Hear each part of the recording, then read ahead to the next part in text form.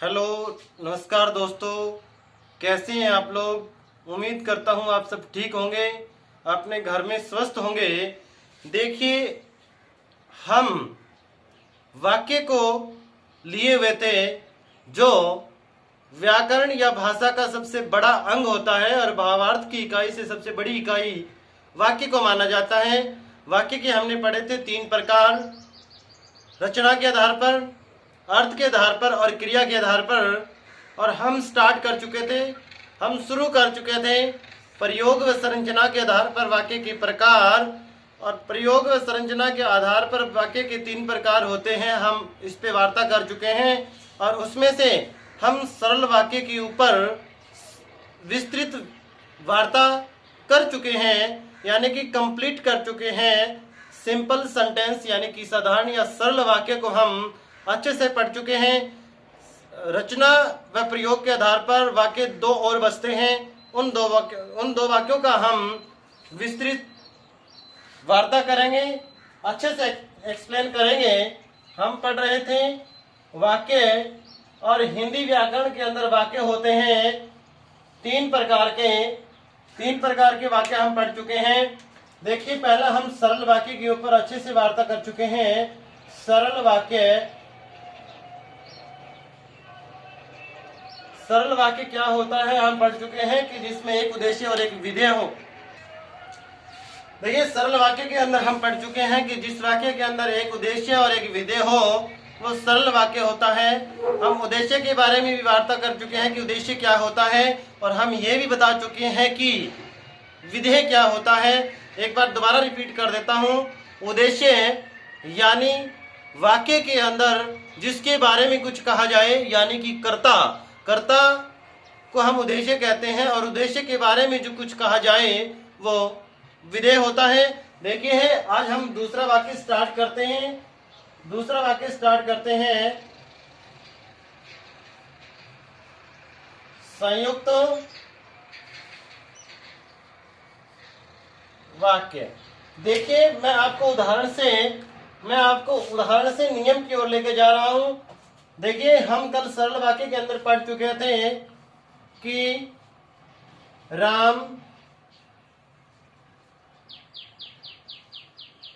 श्याम लिख व पढ़ रहे हैं।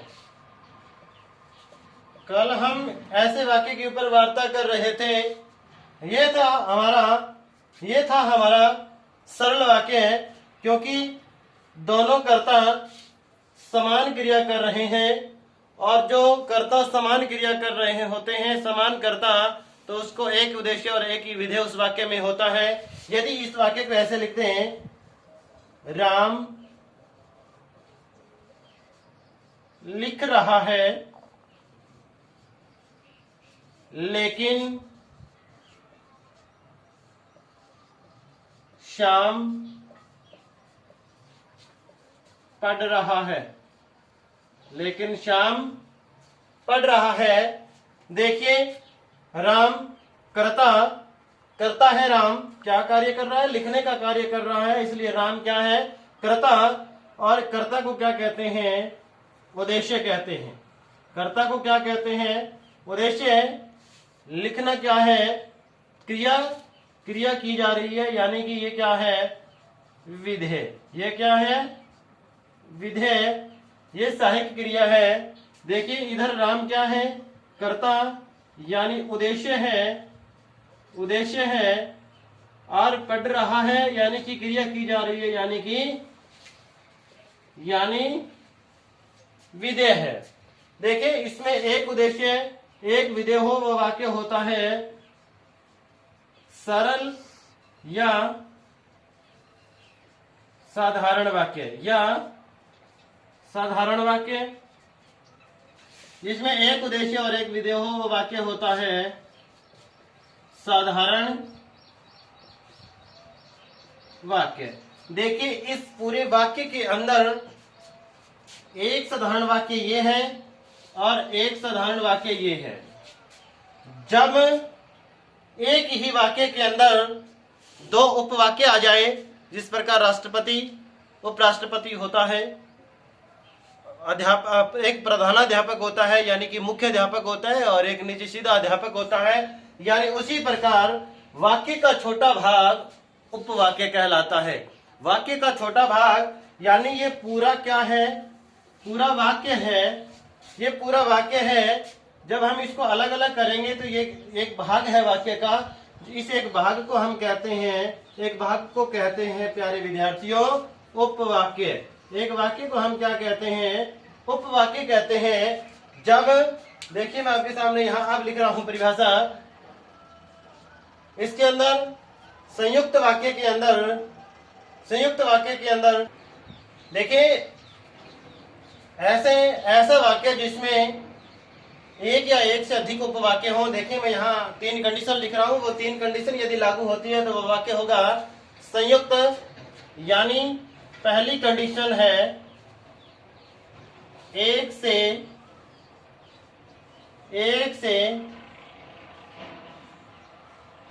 अधिक उपवाक्य, एक से अधिक उपवाक्य।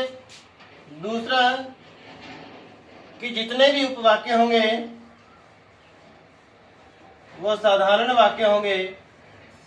तीसरा कि वो जितने भी वाक्य होंगे, एक वाक्य के अंदर जितने भी होंगे वो क्या होंगे, स्वतंत्र, वो स्वतंत्र होंगे। देखिए तीनों कंडीशन ध्यान देखिए कि पूरे वाक्य के अंदर एक से अधिक उपवाक्य होंगे। उपवाक्य में आपको बता चुका हूं कि पूरे वाक्य का एक जो भाग होता है उसे उपवाक्य कहते हैं। सारे के सारे उपवाक्य क्या होंगे, साधारण होंगे। और तीसरी कंडीशन है कि स्वतंत्र होंगे। देखिए इसको मैं बता चुका, उपवाक्य क्या होता है, साधारण क्या होता है जिसमें एक विधेय और एक उद्देश्य हो। अब देखिए स्वतंत्र क्या होता है, स्वतंत्र क्या होता है, स्वतंत्र वो होता है यदि एक से अधिक उपवाक्य है, किसी एक उपवाक्य को हटा दिया जाए तो पूरे वाक्य पर किसी प्रकार का कोई प्रभाव नहीं पड़ता। जैसे मैं यहां से हटा दूं, राम लिख रहा है, वाक्य में कोई फर्क नहीं है। और हमारा था श्याम पढ़ रहा है। यदि इसमें मैं राम लिख रहा है, इसको हटा दूं तो इस पे किसी प्रकार का कोई प्रभाव नहीं पड़ता। ये था हमारा संयुक्त वाक्य है। अब हम बात करेंगे आखिरी और महत्वपूर्ण। देखिए इसके अंदर कुछ योजक चिन्ह आते हैं, योजक शब्द आते हैं। वो योजक शब्द मैं आपके सामने प्रस्तुत कर दूं।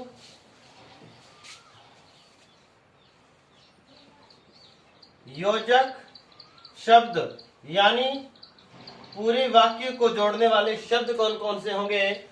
देखिए एक होगा लेकिन, बल्कि,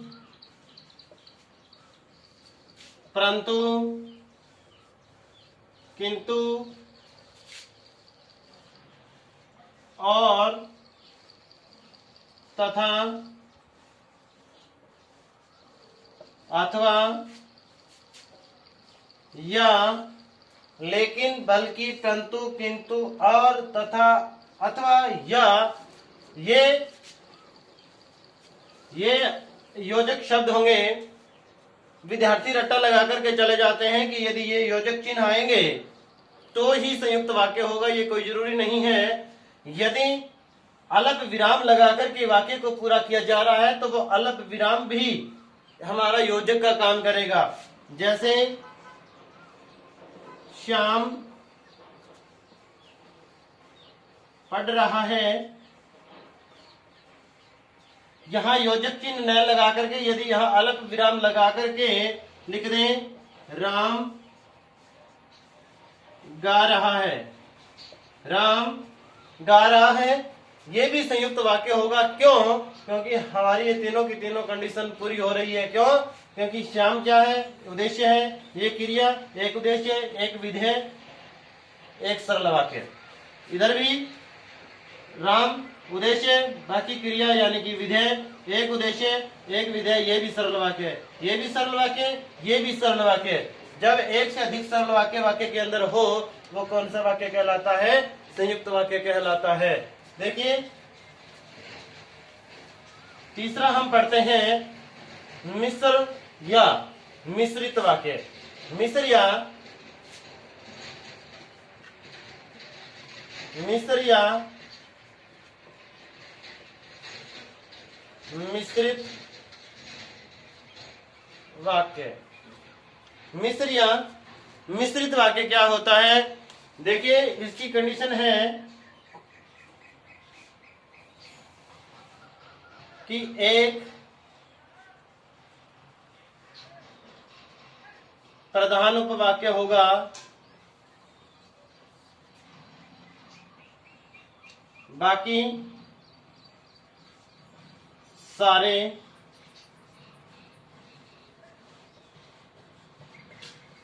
आश्रित उपवाक्य होंगे।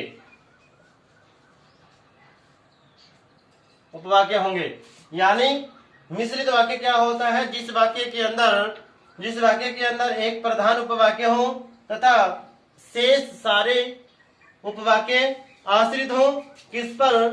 प्रधान उपवाक्य पर। किस पर आश्रित हो? प्रधान उपवाक्य पर। देखें उदाहरण मैं आपके सामने प्रस्तुत करूं। गांधी जी ने कहा कि सदा सत्य बोलो, हिंसा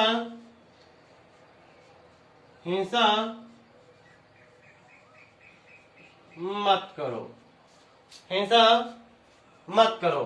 देखिए गांधी जी क्या है? करता है, क्योंकि गांधी जी ने कहा है। गांधी जी करता है क्या है? ये हमारा करता है, तो क्या हुआ? उद्देश्य। क्या हुआ? उद्देश्य। कहा, कहना क्या है? क्रिया की जा रही है, यानी ये क्रिया क्या है? विधेय। और जब एक उद्देश्य और एक विधेय हो, वो वाक्य होता है साधारण। और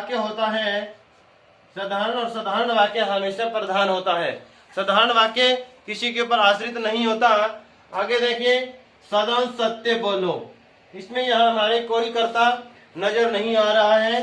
हिंसा मत करो, यहाँ भी कर्ता नहीं आ रहा है, यानी कि उद्देश्य ही नहीं है। और जब उद्देश्य ही नहीं है तो वो वाक्य सरल नहीं हो सकता। और जब सरल नहीं हो सकता तो संयुक्त भी नहीं हो सकता। क्यों? क्योंकि संयुक्त के अंदर भी दोनों सरल वाक्य होते हैं। जब सरल नहीं हो सकता, संयुक्त नहीं हो सकता, तो वाक्य कौन सा बचता है प्यारे विद्यार्थियों?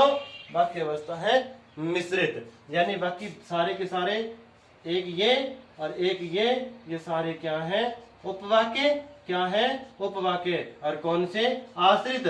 किस पर? पहले वाले पर। किस पर? पहले वाले पर। क्योंकि गांधी जी ने ये कहा है कि सदा सत्य बोलो, हिंसा मत करो। ठीक है, ये हमारा प्रधान उपवाक्य और ये आश्रित उपवाक्य। ये था हमारा मिश्रित वाक्य। अब मैं मिश्रित वाक्य के अंदर आपको इतनी इंपॉर्टेंट चीज बताने जा रहा हूं कि आपने पहली बार सुनी होगी। कई बार ऐसे पूछ लिया जाता है, जिसकी लाठी उसकी भैंस। जिसकी लाठी उसकी भैंस। देखिए यहां कोई कर्ता नजर नहीं आ रहा है। कोई कर्ता नजर नहीं आ रहा है। ध्यान से सुनना, सारा बोल करके नहीं बताया जा, लिख करके नहीं बताया जा सकता। आप शब्दावली पे ध्यान देना कि यदि जिस वाक्य के अंदर जो वाक्य योजक चिन्ह से शुरू होता है, यानी कि ऐसे दोनों वाक्य, देखिए जिसकी लाठी, एक ये वाक्य और एक ये वाक्य है। जब दोनों उपवाक्य हैं योजक चिन्ह से शुरू होते हो, योजक शब्द से शुरू होते हो, तो दूसरे वाला उपवाक्य प्रधान उपवाक्य माना जाएगा। प्रधान उपवाक्य माना जाएगा। ये बात आपको कहीं भी किसी के द्वारा नहीं बताई जाएगी, कहीं नहीं मिलेगी। जिसकी लाठी उसकी भैंस, यदि ऐसा वाक्य जो योजक शब्द से शुरू होता हो तो दूसरे वाले शब्द को हम प्रधान उपवाक्य कहते हैं। और लगभग सारी की सारी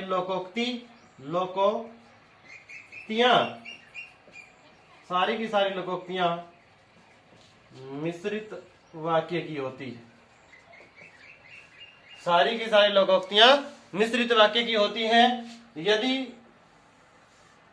दोनों उपवाक्य, दोबारा सुन ले, दोनों उपवाक्य योजक शब्द से शुरू होते हो तो दूसरे वाले वाक्य को, उपवाक्य को हमें प्रधान उपवाक्य मानते हैं, प्रधान उपवाक्य मानते हैं। देखिए इसके कुछ योजक शब्द हैं, योजक शब्द हैं कि, क्योंकि, जिसे, जिन्हें, जो, जिसके, जैसे, जैसे जैसे, जो, जिसके, जैसे जैसे, वैसे वैसे वैसे, ज्यों ज्यों, त्यों त्यों, त्यों त्यों। ये है हमारे योजक शब्द, जैसे कि, क्योंकि, जिसे, जिन्हें, जो, जिसके, जैसे जैसे, एक अकेला जैसे, और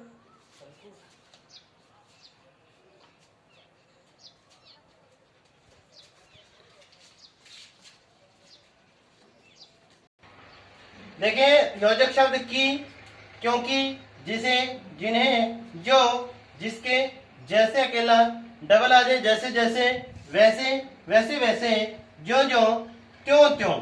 जब ये योजक चिन्ह आ जाए तो वो वाक्य कौन सा होगा? मिश्रित वाक्य। और मिश्रित वाक्य ये गारंटी है कि योजक चिन्ह के द्वारा जुड़ा हुआ होगा, क्योंकि संयुक्त वाक्य में कोई जरूरी नहीं है, क्योंकि दोनों सरल वाक्य थे, लेकिन यहाँ आश्रित है तो किसी योजक के द्वारा इसको अवश्य जोड़ा जाएगा। ये था हमारा संरचना के आधार पर वाक्य के 3 प्रकार। हमने विस्तृत वार्ता की। आपने ये वीडियो यहाँ तक देखी, आपका बहुत बहुत धन्यवाद। यदि ये वीडियो आपको अच्छे लगे, इसको लाइक कर देना, इसको शेयर करना, कमेंट करके जरूर बताना कि ये वीडियो आपको कैसी लगी। यदि कोई गलती है तो हम इम्प्रूवमेंट करने की कोशिश करेंगे। ज्ञान संचार बाय बीएसपी यूट्यूब चैनल को आप सब्सक्राइब कर लें।